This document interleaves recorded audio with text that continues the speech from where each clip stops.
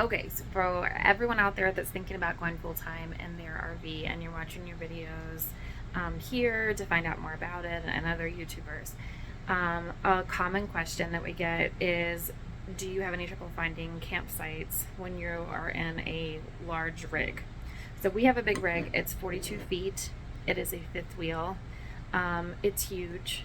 And yes, I do have trouble finding campsites for a rig that's our big, and I will show you that here. So this is Campendium. Campendium is a great place to find campsites. For right now, I'm looking at Estes Park, Colorado, near Rocky Mountain National Park. And if you look here before I filter it out, in Estes Park, Colorado area, there are 73 locations. You see here showing 73 locations, and see all these points on the map. Tons of things to choose from, including BLM land, private campgrounds, county parks, state parks, national parks. So now I'm going to filter to a 40-foot plus RV, and now I went from 73 locations to 8 locations. So you can see that this really does limit us. And now look at my map. There's hardly anything left in that area on the map. And if I were to go to 45, one out of 73 locations, one will take one that's 45 feet or larger in length. My husband loves the big rig RV. He likes all the space. My kids love the big rig RV. They love all the space. They have a bunkhouse. They have lots of room for all their toys. Everybody has plenty of room. I have a nice big kitchen.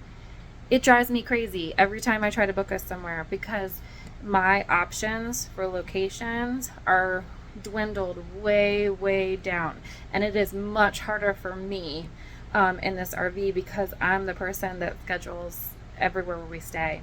So sometimes I'll spend hours trying to find us a place to stay, and often if you have a big rig, then you need to stay in an RV resort, which means that you're going to have a big price tag on your nightly stay.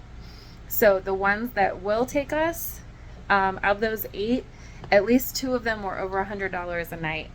I'm not spending $125 a night to stay in a campground. If that were the case, I would stay in a hotel.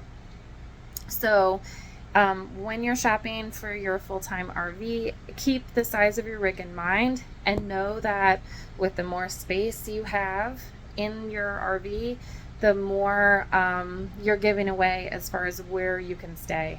So you have to kind of just pick and choose what's more important to you. Do you want to have less location options but more space? Or do you want to have less space but more location options? And also, if you are in a smaller RV, your options to boondock are much better. We've hardly been able to boondock at all, except for like Harvest Host locations. And it's really difficult. We've only found one national park that we fit in, and we rarely ever stay in state parks. They're generally just not big enough.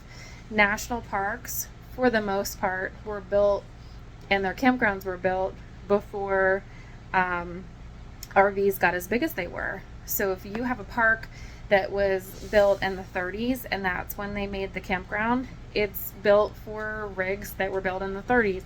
If you are staying in a campground that was built in the 80s, it is built for rigs that were built in the 80s, and they just keep getting bigger and bigger.